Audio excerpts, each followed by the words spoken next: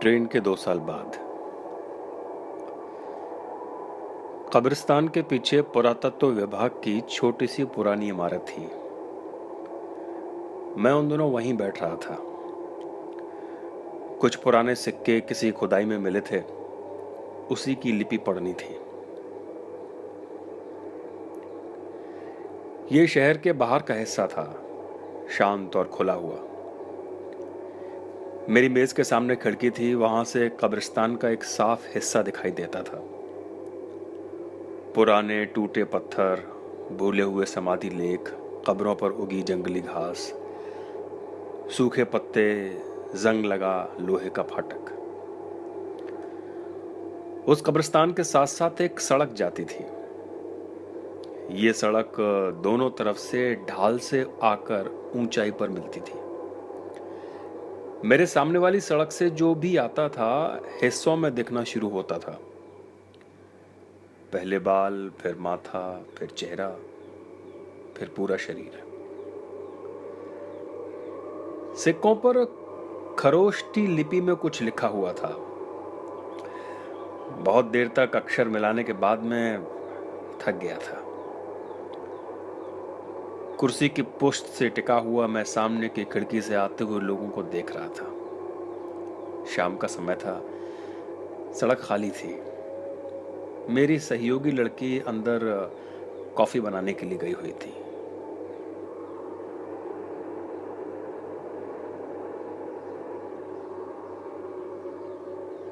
तभी मैंने उसे देखा। सड़क की चढ़ाई से वो धीरे धीरे दिखना शुरू हुई। पहले बाल, फिर माथा, फिर गला, फिर धीरे धीरे आती हुई थकी सी देह। वो मुझे अब पूरी तरह दिख रही थी। वो अब सड़क पर आ गई थी। एक घर की दीवार के साथ हाथ टेक कर खड़ी हो गई। वो गहरी सांसें ले रही थी, उसकी देह कांप रही थी, उसके हाथ खाली थे।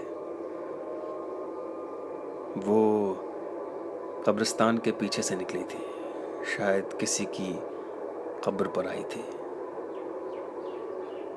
इतने दिनों में उसकी देह और पतली हो गई थी।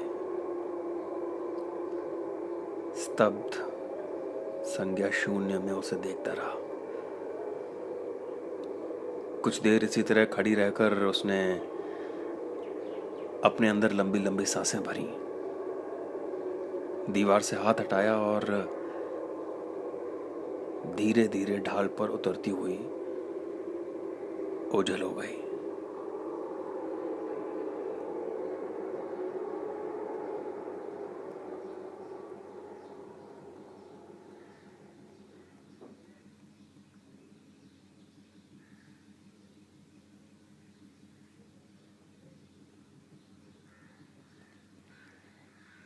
एक साल बाद मुझे पता चला कि वो 10 दिन अस्पताल में रहकर घर लौटी है।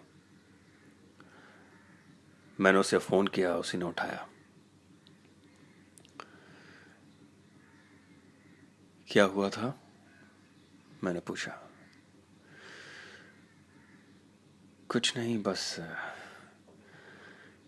यूं ही यूं ही कोई अस्पताल में भर्ती नहीं होता है। अब ठीक हो? हाँ। कौन कौन है घर में? कोई नहीं है, वो बाहर है। मैं आ रहा हूं। वो कुछ नहीं बोली, उसने फोन रख दिया।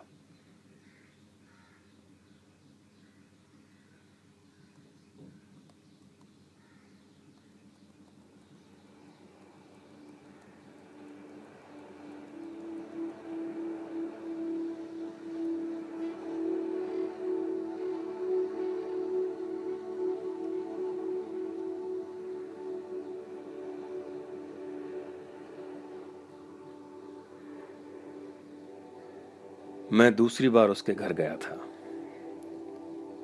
दरवाजा अंदर से खुला हुआ था। मैंने पल्ले धकेले, उसे मेरी आहट सुनाई दी, या कि शायद मैं उसे दिखा। बंद करके अंदर आ जाओ।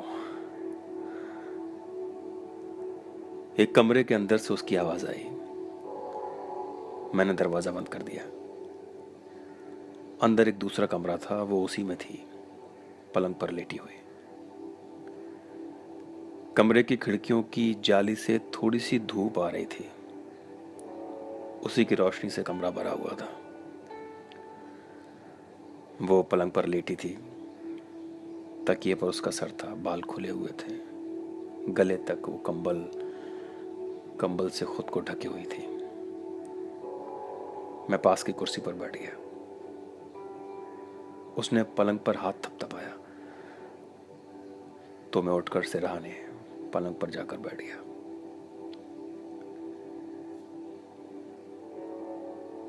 क्या हुआ था? मैंने पूछा। खून की खराबी थी, 10 दिन अस्पताल में रहना पड़ा।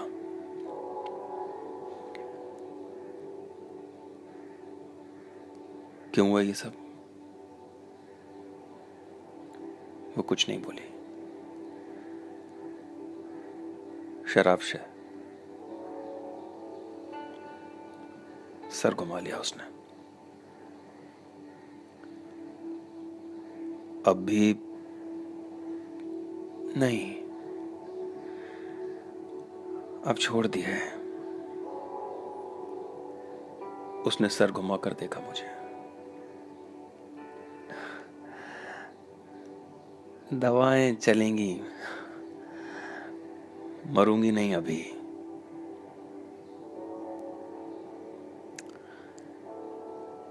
इस हालत में अकेली क्यों हो? काम वाली अभी गई है, तुम आ रहे थे तो इसलिए भेज दिया। बोलने में वो थक रही थी,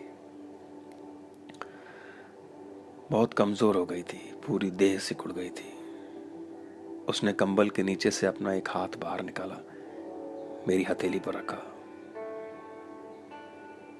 मैंने उसकी हथेली छुई, झुर्रियों से भरी हुई।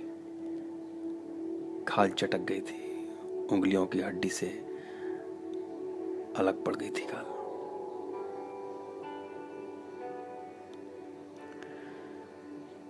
तुम कैसे हो? उसने धीरे से पूछा। उसकी दृष्टि में स्नेह था।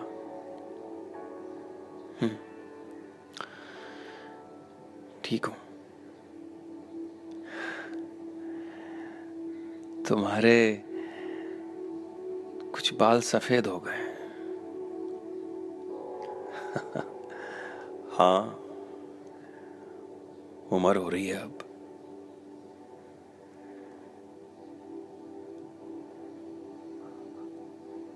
हमने बहुत सा जीवन जी लिया शायद। हाँ, उसे समझते हुए, स्वीकारते हुए, अपने अपने सुखों के साथ एक दूसरे को सुख देते हुए। मैं कुछ नहीं बोला, उसे देखता रहा। मैंने तुम्हें सुख दिया ना? उसने अचानक पूछा। हाँ, दिया।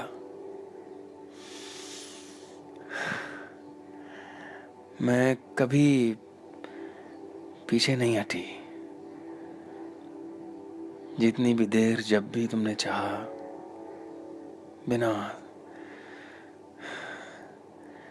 बिना संशय के, अपनी आत्मा के साथ। हर बार वो मेरी आंखों में थी,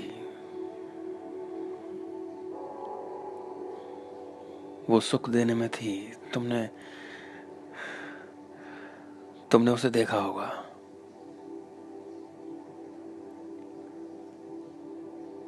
हाँ, देखा मैंने उसे हर बार। लेकिन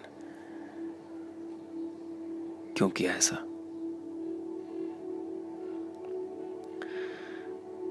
पता नहीं, शायद पिछले जन्म का कुछ हो, शायद प्रेम ऐसा ही होता हो।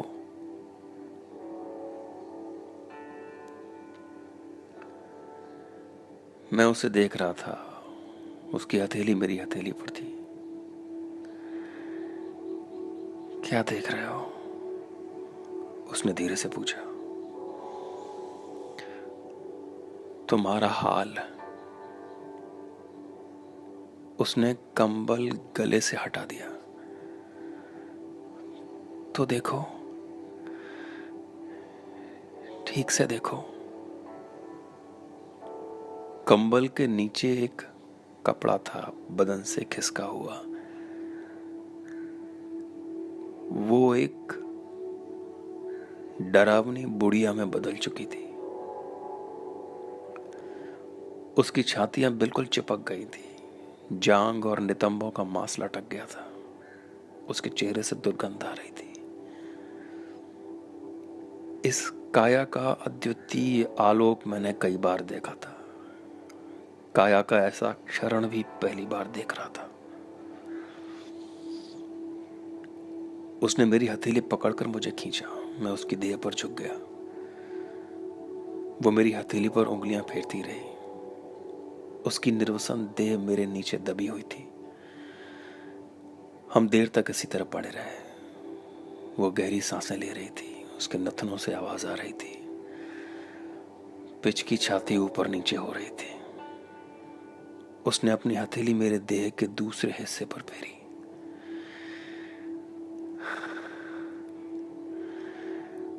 औरत पुरुष की इस लालसा को समझने में कभी गलती नहीं करती। मैं हैरान था कि उसकी इस अवस्था में इस घृणा पैदा करती हुई देह के लिए भी मेरे अंदर सचमुच लालसा जाग रही थी।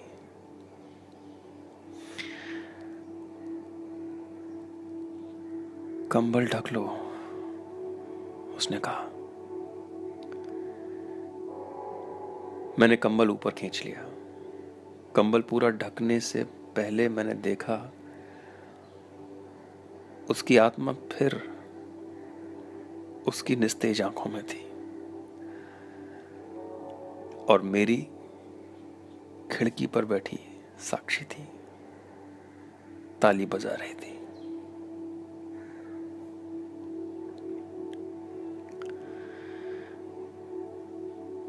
कुछ क्षण बाद मैं उससे अलग हुआ। उसके अंगों में सूखापन था, आयु अवसाद या फिर मेरी हमेशा की अशक्ल, हमेशा की अकुशलता के कारण मैं पलंग पर से नीचे उतर आया। मुझे सहारा दो। कुछ देर बाद वो भी पलंग से थोड़ा उठ गई। मैंने उसे हाथ से पकड़ लिया। वो पलंग से नीचे उतर आई। कमरे में गहरी नीरवता थी। उसके हाँफने की आवाजें साफ सुनाई दे रही थी। वो दीवार का सहारा लेकर खड़ी थी, झुकी हुई, घृणा पैदा करती हुई। कुछ देर वो मुझे देखती रही।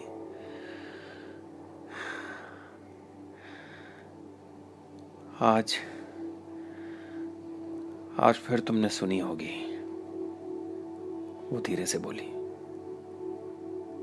क्या?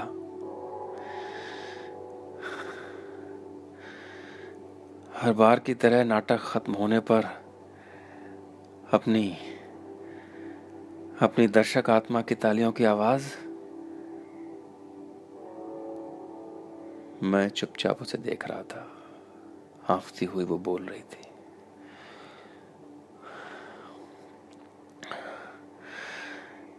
मैंने उसे हर बार देखा है, उसकी उसकी तालियां सुनी हैं। उस रात मुंडेर पर, फिर कालीन पर, चांद पर, और आज खिड़की पर। मैं हर बार इंतजार करती रही कि शायद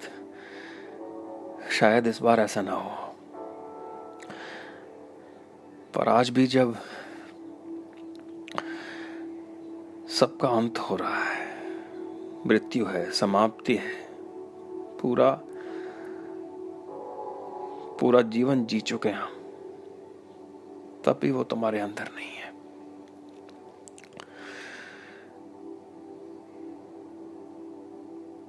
उसका चेहरा तेजी से पीला पड़ रहा था। मैं कुछ नहीं बोला, सर झुकाकर चुपचाप कपड़े पहनने लगा। अचानक मैं लड़खड़ाया और चौखट से टकरा गया। उसने मुझे लात मारी थी।